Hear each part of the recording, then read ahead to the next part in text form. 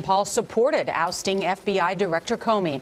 He was the only no vote during Comey's 2013 confirmation. Senator Paul joins us from Capitol. Good morning, Senator. Good morning. Thanks for having me. It is quite unusual to fire an FBI director, if not unprecedented, for the reasons. Should President Trump had a replacement in mind when he did it? You know, I don't know that, but I would say Bill Clinton would be the precedent. I guess that was the last president who fired an FBI director. After an ethics investigation. Is it okay with you that Attorney General Jeff Sessions, who recused himself from the investigation, was pretty much involved in the decision to let James Comey go? Does that square with you?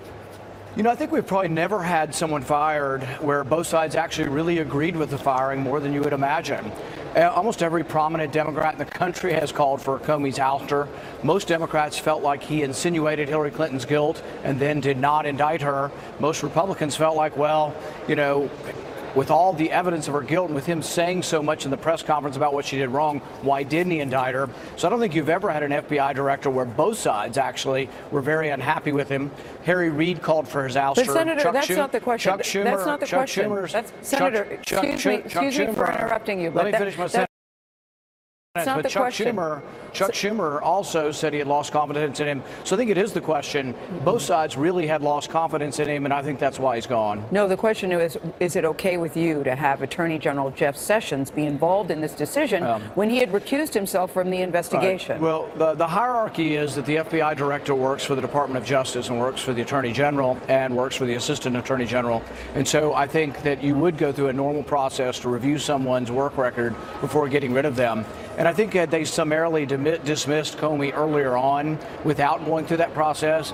You know, all the left-wing media would have been up in arms with that, too. But I think it is funny, though, that nobody's really emphasizing the hypocrisy of Democrats who were all for his ouster and have clamored. I mean, MoveOn.org's got a huge petition to get rid of him. All right, the left has wanted to get rid of him for 6 months. We finally do what the left wants, and now they can only complain and make up stories about how it means, oh, the end of the republic.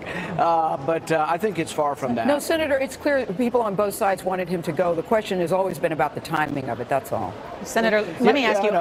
But the explanation, I think, is a very reasonable one. The explanation is they needed to go through a work review of his and have someone evaluate it from his boss's point of view.